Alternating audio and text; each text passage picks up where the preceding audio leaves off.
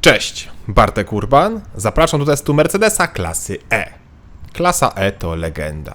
Legenda Mercedesa, która swój początek miała w 1993 roku wraz z odświeżeniem generacji W124. Chociaż tak naprawdę to była tylko zmiana nazwy, bo przecież wcześniej w tym segmencie Mercedes miał również świetne auta, w tym przecież niezniszczalne W123, czy wcześniej W114 albo i W110. Tak więc owszem, E-klasa oficjalnie jest od 1993 roku, ale to była tylko zmiana nazwy. W segmencie E Mercedes jest niemal od 100 lat, gdzie chyba jako pierwsze auto tej klasy trzeba uznać model 838 PSW02 z 1926 roku lub model 1050 PS Stuttgart 250 z 1929 roku. Czyli Mercedes ma naprawdę bardzo długą tradycję w budowaniu tych aut. Dziś mamy rok 2024 i kolejną generację E-klasy o kodowym oznaczeniu W214. Czyli jest to szósta generacja klasy E, kolejno W124 i potem W210, W211, 212, 213 i obecnie W214. Miło, że generacje mają kolejne liczby, a nie jakieś losowe. I miło też, że Mercedes mocno nie kombinuje wizualnie z nowymi generacjami. No dobra, od dawna już nie ma okrągłych świateł, ale czasy okulara już dawno minęły. Nowa generacja to nie jest rewolucja, tylko płynna ewolucja. I słowo płynna jest tutaj nieprzypadkowe, bowiem Mercedes ostatnio lubi taki styl rozpływających się czekolady. No wiecie, że auto jest zrobione z czekolady, a potem nieco się rozpuszcza na słońcu. I tutaj też lekko to widać na światłach czy tylnej części nadwozia. Ale mimo wszystko, od razu widać, że to jest klasa E.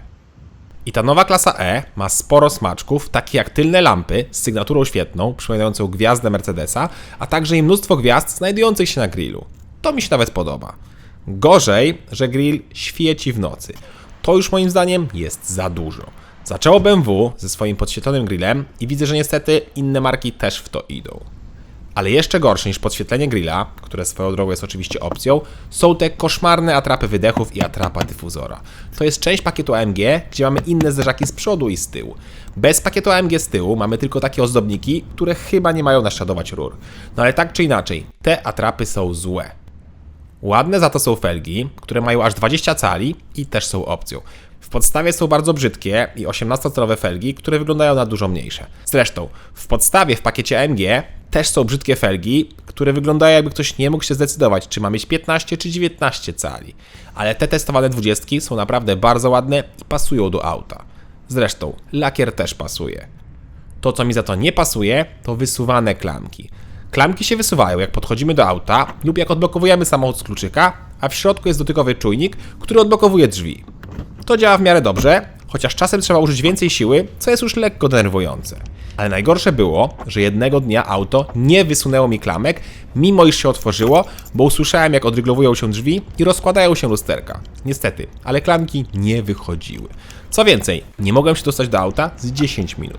Dopiero jak odszedłem od niego, przeczekałem kolejne 5 minut i wróciłem, to się z łaski swojej wysunęły. Możecie się tylko domyślić, jakiego pięknego języka używałem, zwłaszcza, że byłem z całą rodziną na mieście i śpieszyliśmy się do domu. Dramat. W takim razie pora na wymiary. Nowa E-klasa ma 4,95 m długości, 2,6 m szerokości razem z lusterkami oraz 1,47 m wysokości. Rozstaw osi to 2,96 m. I co ciekawe, w opcji jest pneumatyczne zawieszenie, które pozwala podnieść E-klasę o 4,5 cm. I to już wystarczy, żeby w miarę bezpiecznie zjechać jakąś leśną drogę. Dodatkowo, powyżej 120 km/h auto obniża się samo o 15 mm w celu lepszej aerodynamiki i zmniejszenia spalania. Co więcej, pneumatykę zawsze kupujemy w pakiecie razem z tylną osią skrętną i taki pakiet kosztuje 16 000 złotych. Drogo, ale moim zdaniem warto. Raz, że auto z tym zawieszeniem jest super komfortowe, a dwa, oś skrętna przy niemal 5-metrowym aucie to jest zbawienie. Zbawienie na ciasnych parkingach i wąskich drogach, bowiem koła wtedy tylne skręcają się o 4,5 stopnia w przeciwnym kierunku, dzięki czemu średnica zawracania zmniejsza się z 12 do 11,1 metra. 90 cm różnicy to naprawdę dużo. Dodatkowo, powyżej 60 km/h tylne koła skręcają się w tym samym kierunku co przednie, przez co auto lepiej wchodzi w zakręty. Wtedy też tylne koła skręcają się o 2,5 stopnia, a nie 4,5. I to też czuć, ale do jazdy jeszcze wrócę. Teraz tylko dodam, że nowa E-klasa może mieć światła matrycowe, które genialnie świecą i mogą nam na przykład narysować wzory, a także i dodam, że nowa E-klasa ma niemal takie same wymiary co poprzednik, urosła około 2-3 cm na szerokość i długość względem W213. a to oznacza, że bagażnik ma taką samą pojemność co poprzednik. Kufer w klasie ma więc solidne 540 litrów, choć oczywiście jest to sedan, więc nie jest to najpraktyczniejsze nadwozie. Mamy też wyższy próg załadunkowy, który trzeba pokonać, jak wrzuca się coś cięższego. Kufer ma podwójne dno, którego podłoga można sprytnie powiesić za pomocą haczyka schowanego w rączce. To jest fajne. Pod podłogą jest trochę miejsca, na przykład zestaw naprawczy, apteczkę czy jakieś drobiazgi. W bagażniku znalazłem też 2 haczyki na zakupy, boczną przegródkę, a także i z tego poziomu możemy położyć tylną kanapę. Niestety po złożeniu nie mamy płaskiej powierzchni. No i niestety bagażnik nie jest obity od dołu. To jest słabe, ale to jest też niestety norma nawet w klasie premium. Nikt z konkurencji nie ma obitego bagażnika. Szkoda. Wskakujemy na tył. Ja mam 186 cm wzrostu i bez problemu się mieszczę. Zarówno na nogi, jak i na głowę mam sporo wolnej przestrzeni i to pomimo posiadania szklanego dachu. Poza tym do dyspozycji mamy podłokietnik z rozkładanym podajnikiem na tablet lub na napoje. I wreszcie nauczyłem się to ładnie rozkładać. Brawo ja. Mamy też wysoki tunel środkowy, oddzielne nawiewy i złącza. Szkoda tylko, że obsługa tych nawiewów jest za pomocą takich dotykowych przycisków na ruszającej się płytce. Jak widzicie, auto też wykrywa poziom zanieczyszczeń i potrafi je wyfiltrować. Nieźle. Mamy też gazowniki, podgrzewanie kanapy oraz niestety piano black.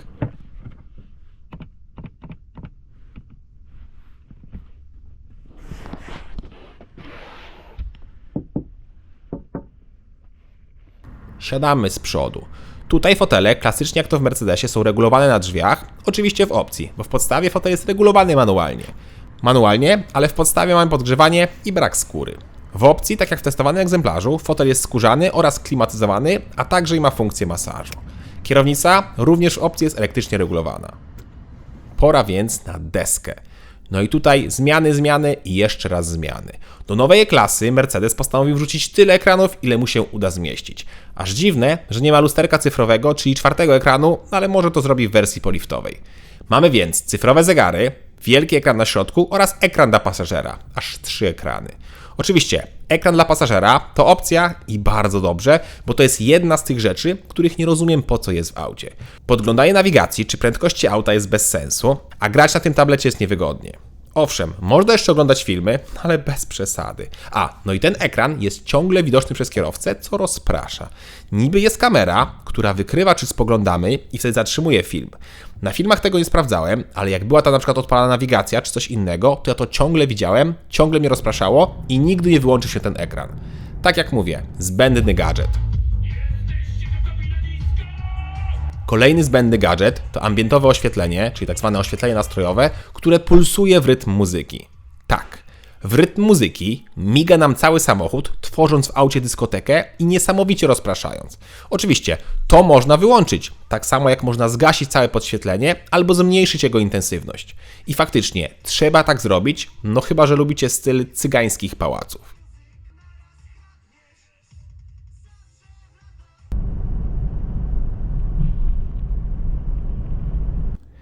Miło za to, że ekran na środku jest ładnie wkomponowany i bardzo szybko działa. Naprawdę, nie ma przycięć, prawie nie ma opóźnień, tak powinien zawsze działać system multimedialny. Jedyna szkoda, że klimatyzację obsługujemy też na tym ekranie. No i klasycznie, ekran i funkcje można obsłużyć na 3 sposoby.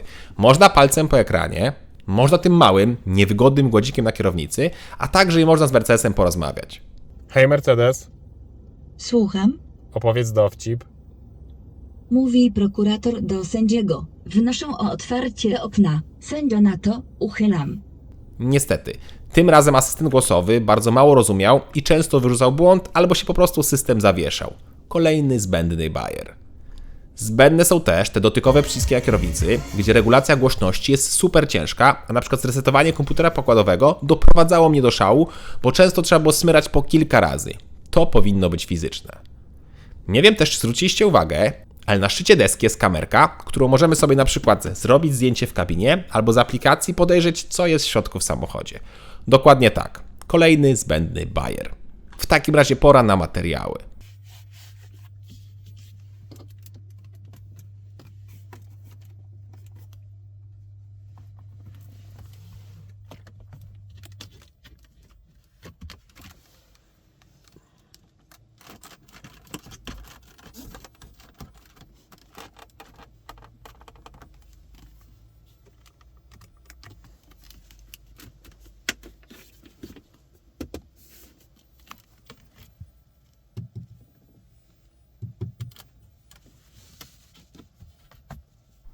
Niestety. Klasycznie jak to w Mercedesie, to ten panel na dachu skrzypi okrutnie oraz nieco ruszają się panele na drzwiach. Materiały za to są bardzo dobre, ale znowu jest dużo piano black, które jest mocno już porysowane. No i wszystko łapie kurz i odbija światło. Wróćmy jeszcze do zegarów cyfrowych. Te mają kilka motywów, w tym takie klasyczne, jak i superkomputerowe. To mi się podoba, bo każdy znajdzie coś dla siebie, a nie jesteśmy zmuszani do jednych. Co więcej, auto jest wyposażone w bardzo rozbudowany i duży wyświetlacz head-up, który sprawdza się znakomicie. Możemy tam wyświetlić dużo danych i to jest bardzo przydatne. Sprawdza się też opcjonalne audio za 6700 zł z funkcją 4D. Funkcja 4D, czyli w fotelu mamy głośniki, które łupią nam po plecach w rytm basu. To też trzeba od razu wyłączyć, bo denerwuje, ale samo audio Burmester gra naprawdę pięknie.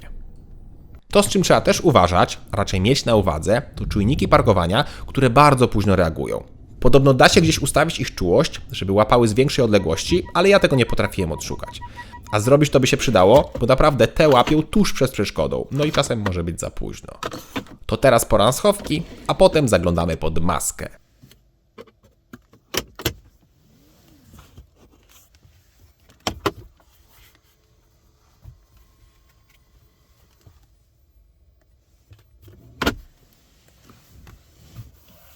A pod maską do wyboru w nowej E-klasie jest kilka silników. Mamy zarówno benzyny, diesle, jak i pluginy i to te z benzyną oraz z dieslem. Silniki póki co są 4- oraz 6-cylindrowe o mocach od 197 do aż 450 koni. I każdy silnik ma wspomaganie elektryczne albo wcześniej wspomniana hybryda plug-in. Miło też, że zarówno benzyny, jak i diesle są 4- lub 6-cylindrowe. Ja do testu wybrałem jednak najsłabszego diesla o oznaczeniu E220D o mocy 197 koni, którego wspomaga miękka hybryda o mocy 23 koni. Moc chyba się nie sumuje, bo producent też tak nie podaje, jakby miało być to razem. Silnik ma 440 Nm momentu obrotowego, automatyczną 9-biegową skrzynię biegów oraz w opcji napęd na 4 koła.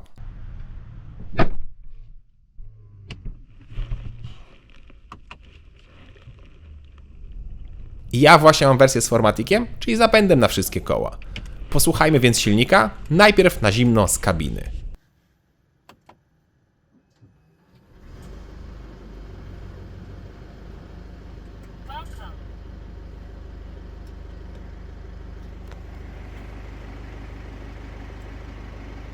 A teraz już normalnie.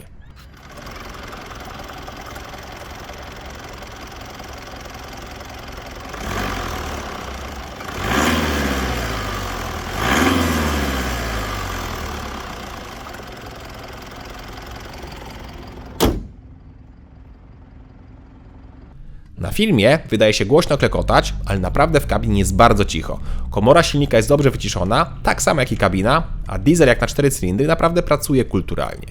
Dodatkowo miękka hybryda zastępuje rozrusznik, więc nie słychać kręcenia. Jak na 4 cylindry i 2 litry diesel to brzmi bardzo dobrze. I ma wystarczające osiągi. Katalogowo do setki powinno być 7,8 sekundy i to jest o tyle ciekawe, że ten sam silnik o tej samej mocy, ale z napędem na tył, byłby o 2 sekundy szybszy. Pora więc sprawdzić ten czas.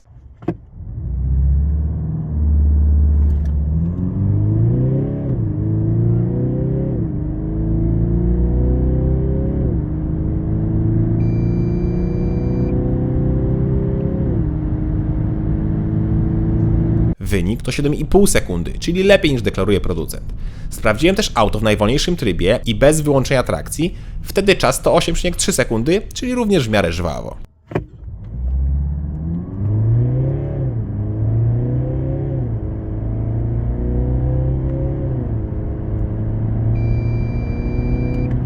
Auto ma delikatną zwłokę na skrzyni, ale nie jest ona jakoś bardzo duża. I to nawet jak ruszamy ze zgaszonego silnika.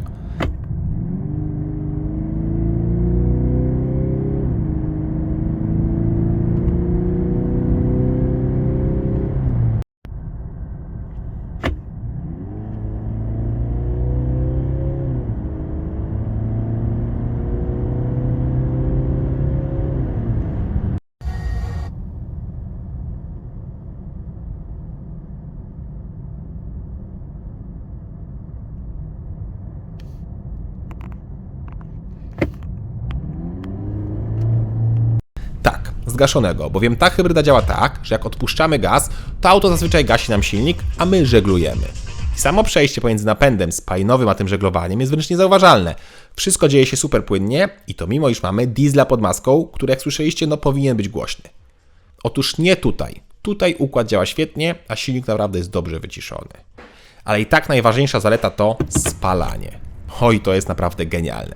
W mieście 220D Formatic zużywał mi około 7-8 litrów przy zwykłej jeździe. To jest jeszcze taki normalny wynik, chociaż pamiętajmy, że to jest 5-metrowa limuzyna. Ale w trasie to jest jakiś kosmos. Przy 120 zmierzyłem 4,9 litra, a przy 140 5,7. Ba, podobno przy 160 auto zużywa nieco ponad 7 litrów. To są naprawdę genialne wyniki i tylko dodam, że pomiar przy 120 i 140 zrobiłem z 4 osobami na pokładzie, 2 dorosłych i 2 dzieci i to na dystansach po 30 km w każdym przedziale prędkości i to w obie strony, tak żeby zniwelować jakieś podmuchy wiatru i jakieś górki i tym podobne. Genialny wynik oznaczający, że przy 140 możemy zrobić ponad 1000 km na jednym tankowaniu, bowiem bak ma 66 litrów. Auta elektryczne o takim zasięgu mogą pomarzyć. I elektryki w trasie są droższe. Przy 140 większość elektryków bierze od 25 do 30 kWh, a to oznacza, że koszt przejechania 100 km waha się od 40 do ponad 60 zł w zależności od ceny ładowania. Mercedes ze swoim spalaniem 5,7 litra i przy założeniu, że diesel kosztuje 6,6 zł, będzie nas kosztował 37 zł i 50 groszy za każde pokonane 100 km. Pomijam oczywiście oszczędność czasu, bo 1000 km elektrykiem trzeba zrobić na przynajmniej 2, jak nie 3 ładowania, a to jest minimum godzina 30 jazdy dłużej. Co więcej, Mercedes przy 90 zużywa 3 litry, więc przy idealnych warunkach dałoby się zrobić prawie 2000 km na jednym tankowaniu. 2000! Niesamowity silnik, nie ma nic lepszego w trasy niż diesel. Owszem, może i benzyna z LPG pod względem pieniędzy wyjdzie podobnie, ale wtedy trzeba się dużo częściej zatrzymywać, a Mercedesem można jechać i jeszcze raz jechać. A jazda jest naprawdę bardzo wygodna. Nowa E-klasa jest świetnie wyciszona, ma bardzo wygodne fotele, no i pneumatyka jest super komfortowa. Wreszcie Mercedes zachowuje się tak, jak powinien, czyli jest super komfortowy, a nie bardziej nastawiony na sport. Oczywiście, w trybie sport Mercedes jest usztywniony, ale i tak najlepiej się nim jeździ w eko czy w komforcie. Miałem wrażenie, że poprzednie generacje były bardziej sportowo nacechowane, a to błąd. Mercedes zawsze był takim wygodnym krążownikiem i taka też jest nowa E-klasa. Dalekie podróże tym autem to czysta przyjemność. Przyjemność, która oczywiście kosztuje. Podstawowa E-klasa, czyli benzynowa 200, to wydatek minimum 270 tysięcy złotych. Dopłata do 4x4 to 13 tysięcy złotych. Najtańszy diesel, czyli testowane E220D, ale z napędem na tył, to koszty 286 tysięcy złotych, natomiast z Formaticiem to już 299 tysięcy złotych. Oczywiście w podstawie, bowiem mój egzemplarz miał parę dodatków i kosztował tylko 391 tysięcy złotych. Netto, czyli brutto 481 tysięcy złotych. Tak, niemal $500 000 za 2-litrowego 200-konnego diesla R4. Jest bardzo drogo, konkurencja jest nieco tańsza.